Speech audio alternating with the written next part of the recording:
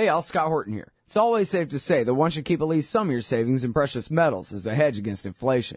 And if this economy ever does heat back up and the banks start expanding credit, rising prices could make metals a very profitable bet. Since 1977, Robertson Roberts Brokerage Inc. has been helping people buy and sell gold, silver, platinum, and palladium, and they do it well. They're fast, reliable, and trusted for more than 35 years. And they take Bitcoin. Call Robertson Roberts at 1-800-874-9760 or stop by rrbi.co. All right, you guys, welcome back to the show. I'm Scott Horton, and this is my show, The Scott Horton Show. And whether you know it or not, our next guest is your hero. He wrote a book, 2 books, trashing both Roosevelt presidents. Isn't that great? Bully Boy and FDR's Folly. But then my favorite is Wilson's War. How Woodrow Wilson's great blunder led to everything horrible that happened since then, including Mao Zedong and George W. Bush and Barack Obama. Welcome back to the show. How are you doing? Good.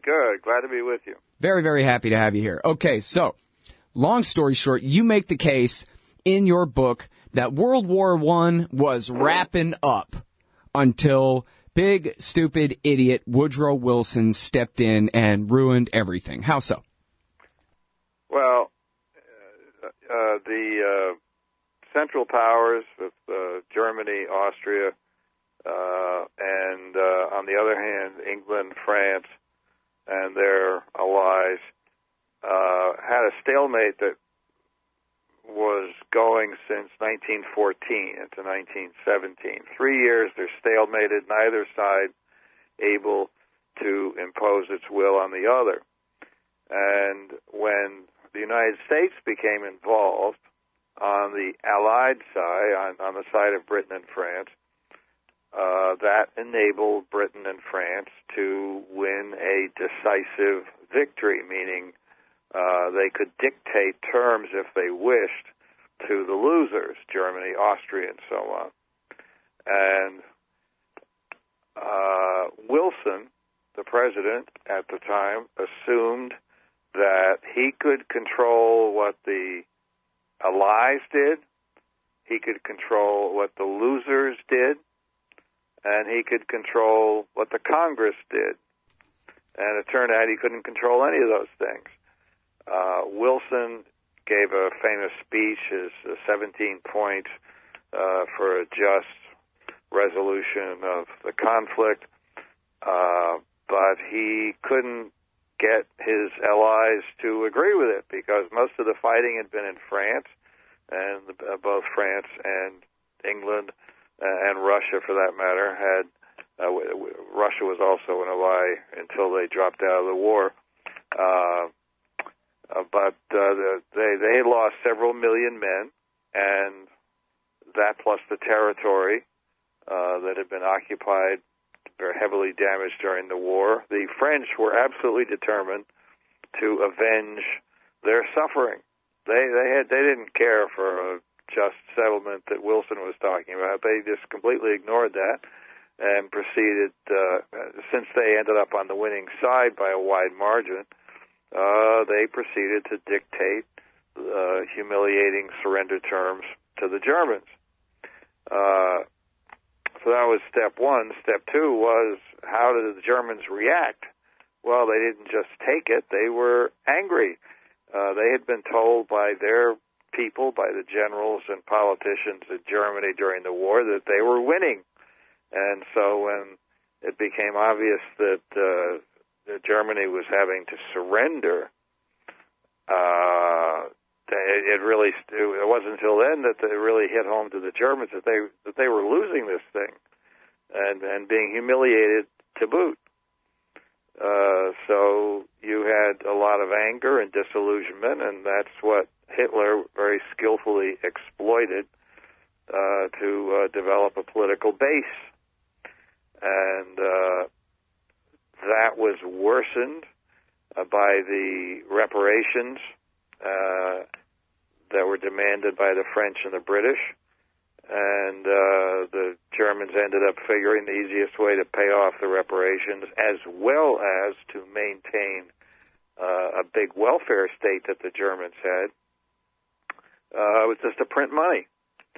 so they print money in one of the most famous runaway inflations, 1923, 1924. And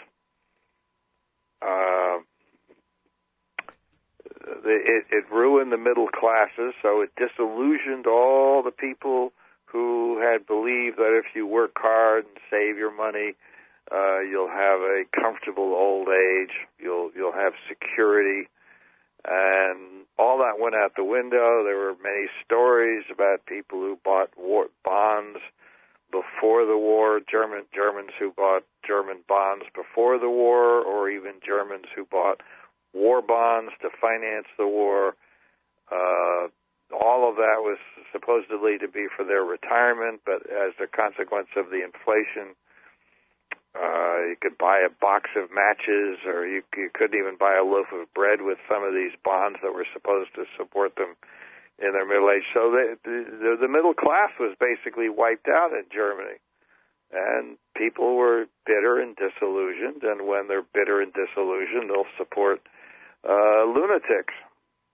So that was the beginning of that, and then of course during the Great Depression, Germans were even more disillusioned and bitter because you had 6 million Germans were unemployed, the banks were failing, and all of that had to do with a lot of the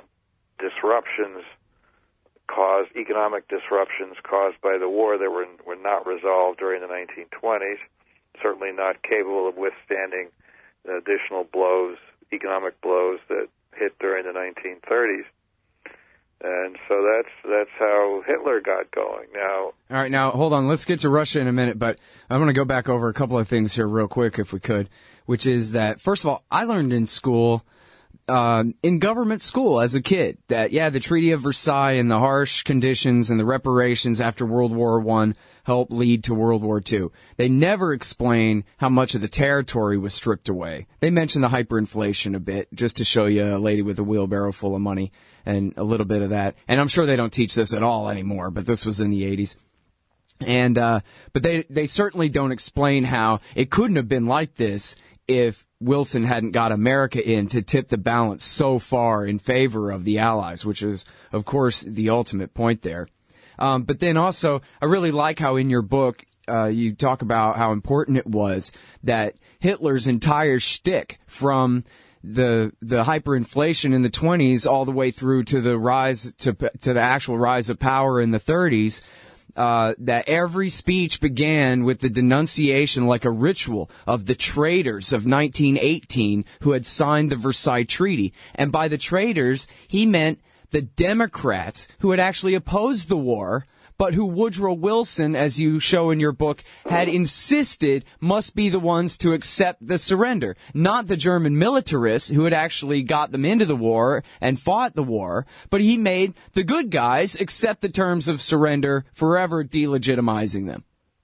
Right. Wilson insisted that the generals all resign or get fired, and he would only deal with what he called the legitimate government. Well, with the generals no longer in command, the civilian politicians were the ones who had the unenviable task of basically handing over the keys to the store.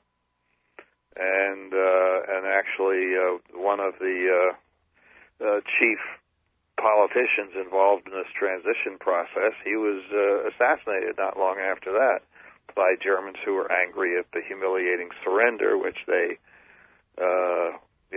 when the smoke cleared, it was civilians who were holding the bag, so they were the ones who were facing the fire. Right, and I think you write about in your book too about how it didn't just radicalize people into the Nazi movement. It radicalized a whole generation of German communists, which then itself helped push more and more people toward the Nazis in reaction to them. Yeah, well, there are many interesting aspects of this. And now we're at the break and can't even hear them. The communists, Marxists, and utopian communists, so-called, believe in abolishing private property. None of those people. Lenin Lenin, Trotsky, none of those people had any idea what a socialist economy would look like, how it would work. They were criticized. They were talking about the stages of economic development, starting in primitive times, and then comes capitalism, and capitalism creates the proletariat, and the proletariat, which is mainly city, that's urban. They're thinking in terms of factory workers.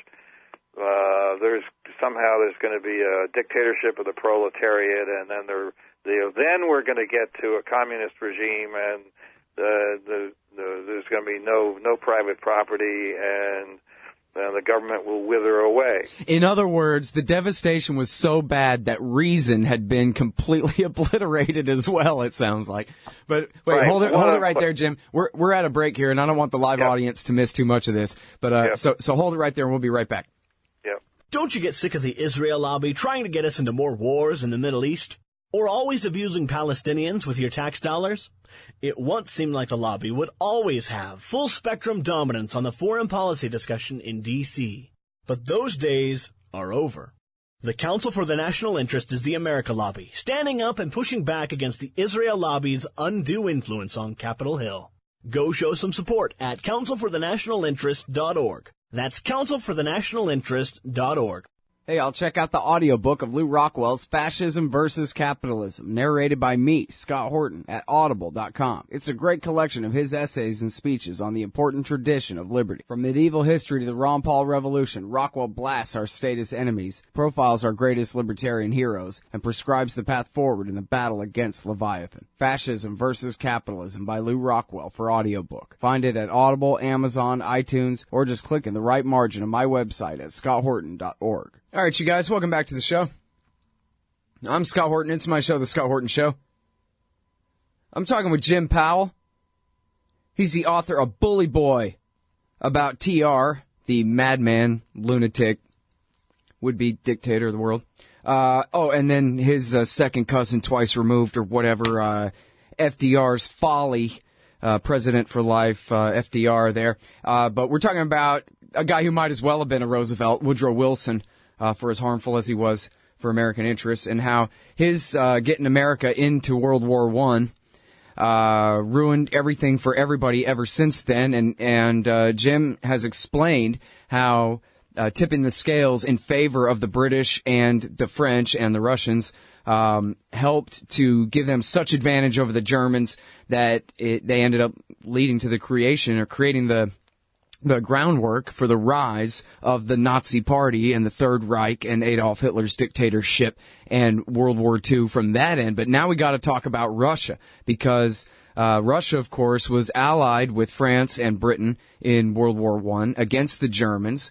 And I think, Jim, I'm trying to remember, wasn't it that Congress voted to join the war just 1 month after the Tsar had been overthrown by the mobs, and they had created this interim government, it's called now. I don't know if it was meant to be interim then, the parliamentary government of Kerensky, which lasted from March to October 1917, correct? Correct, yes. And then, so what's Woodrow Wilson got to do with the Kerensky government?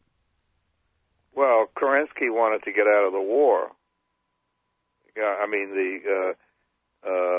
Russia was unprepared for the war that started in 1914. Russia was in the process, an industrial revolution had come to Russia, so it was in the early stages of considerable economic development, and there was a lot of reform going on, but it had just started. And when the war started, it did not have enough railroad capacity, both to send 1 million men to the front, to the Eastern Front, and at the same time to continue shipping food to Russian cities. So there was a compromise. A lot of the Russian soldiers who were sent to the front were sent without guns, and they were told that when your buddy is shot, you grab his gun. That's your gun. And, of course, a lot of people were upset that their sons were being conscripted and sent to the front without any guns,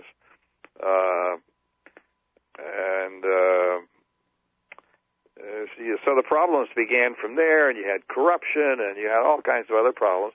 So it was a catastrophic decision by the Tsar to get into for Nicholas II to get into the war, and by 1917.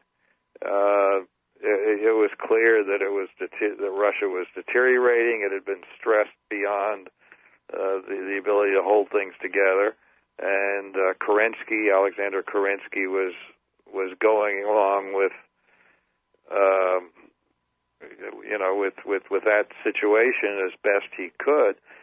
Now, he was not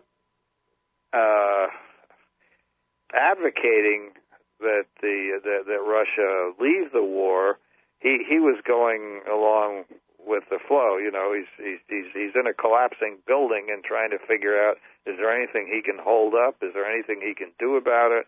He's trying to hold the government together because the Tsar has already fled. And it's actually Lenin who starts demanding. Lenin was the Bolshevik was the only one who was demanding, who was campaigning, trying to exploit the clear desire of the Russians to get out of the war. He's promising peace, land, and bread, and most of the Russian soldiers were peasants, and so they're promising land for the soldiers. Soldiers can come show up in all these different villages where there was land available. A lot of people have been killed. There was empty land. They wanted to get it back into cultivation. So by the summer of 1917, you had the peasants in the Russian army fleeing they were deserting by the thousands, the hundreds of thousands. I mean, they did not want to miss out on land. That's what they've always dreamed of owning, is land. So the Russian army is collapsing rapidly. Now, it's interesting that Lenin, summer of 1917, Lenin tried 3 times to gain power with a coup, and he was not successful. He failed 3 times. And it wasn't until October of 1917 that the Russian army was completely gone. So in that circumstance, the small number of Bolsheviks were able to seize power. And very quickly they started the Cheka secret police. Lenin authorized the Cheka, and the main purpose was to suppress opposition, because the army wasn't a problem. The army was gone, but they had a lot of political parties. Most of them were socialist, but most of the demand in Russia was for a socialist coalition. Yeah. The Bolsheviks wanted exclusive power for them to use violence by any means that was politically necessary. So, and did I get it right in my article, Jim, that Wilson had given them $325 million? Well, Wilson was in order to stay in the war, basically. Right. Before Kerensky was chased out in October by Lenin, as I said, he was trying to deal with everything happening, and one of the things that was happening was the British, the French, and the Americans were alarmed that Russia may be leaving the war, which was becoming a more obvious catastrophe for the Russians. And they wanted to keep the Germans divided on 2 fronts, obviously, yeah. Right. The British and the French and the Americans didn't want Russia to leave the war, and then that would enable Germany to send many of its troops to the Western Front and make things harder for the Americans, the French, and the British. So he bribed the Kerensky government. Kerensky agreed to stay in the war because they desperately needed the money, and but the fact of prolonging the war really accelerated the collapse of the army during the summer of 1917. So, yeah, I mean, you really make the case very strongly in your book that if Wilson had not put together that money to bribe Kerensky to stay in the war, the soldiers, with or without guns, with or without very many of them, at least they would have been around to protect the new regime from the communist overthrow. But they weren't. They were out starving on the front still. In November of 1917, Lenin tried 3 times to pull off a coup, and he could not do it because even though the Russian army was collapsing as peasants were deserting by the hundreds of thousands to try to get the land that was being offered, even that remnant of the Russian army was enough to prevent the takeover by Lenin. He couldn't take power till October when the Russian army was completely collapsed. Yeah. All right. So, Jim, you're saying intervention can be problematic? It is very difficult to predict what is going to happen with many things, and certainly with how other people react to things that we do. The more we intervene, the more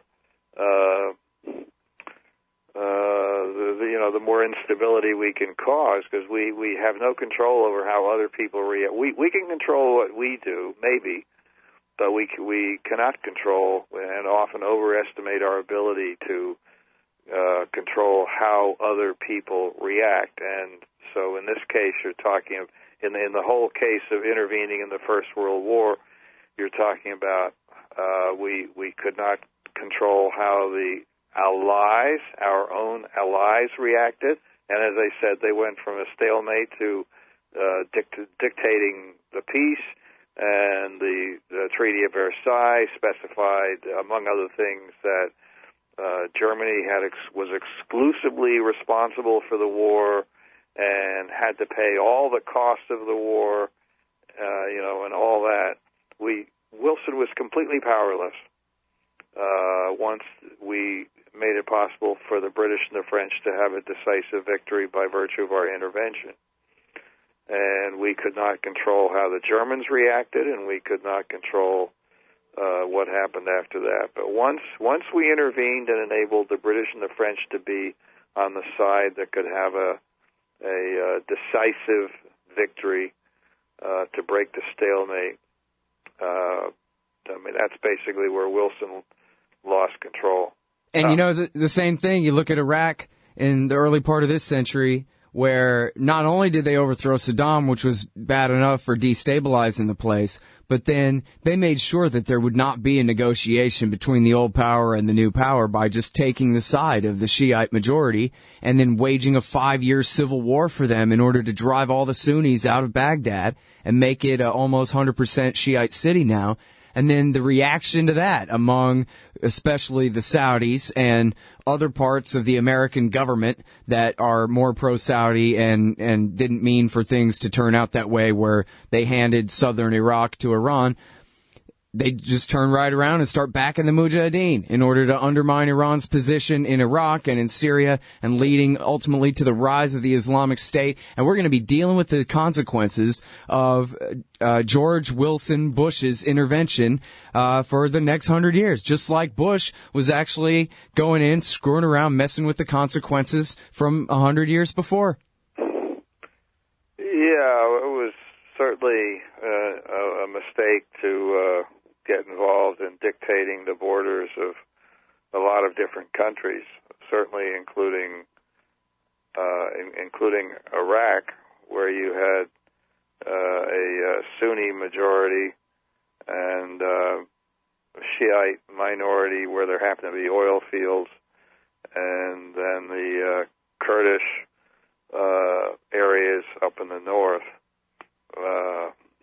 So these people had never been in a national government before, where they had to get along and so on.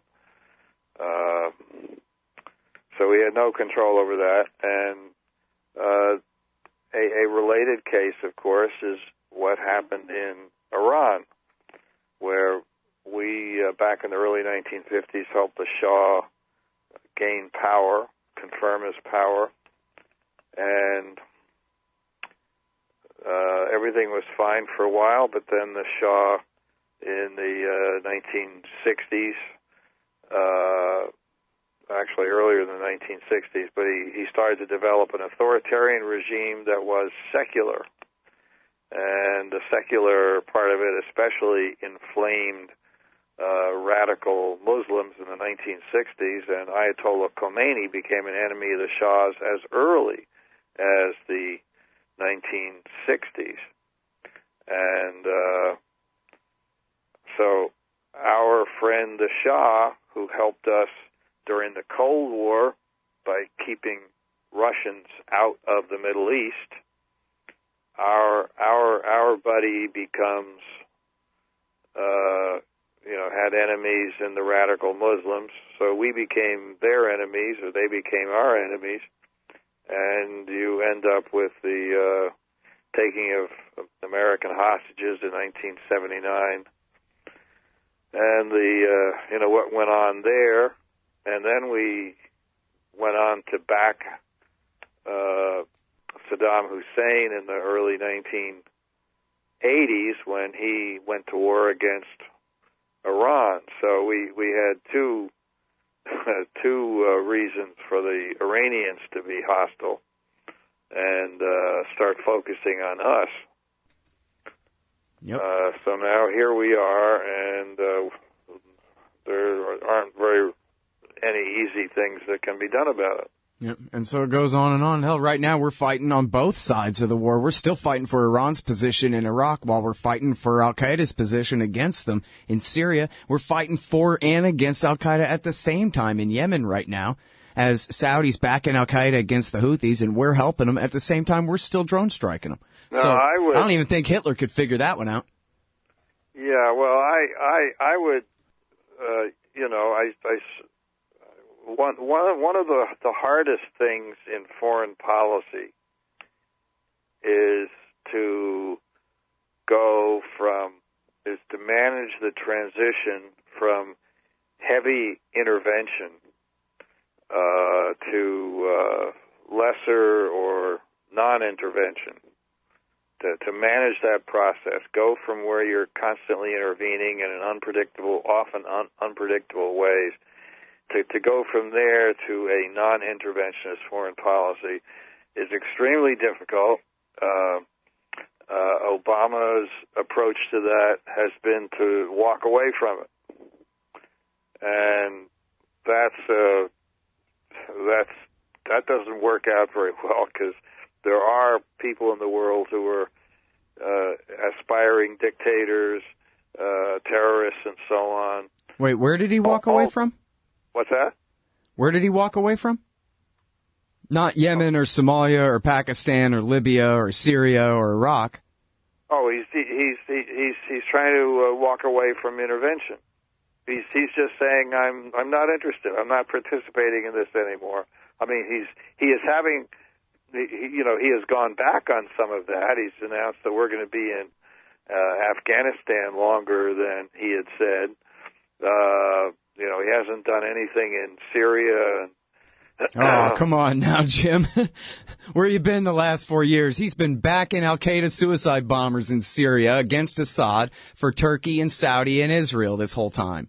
Right. He's going back and forth. He's saying, I don't want any, I don't want to do this anymore. I'm pulling out.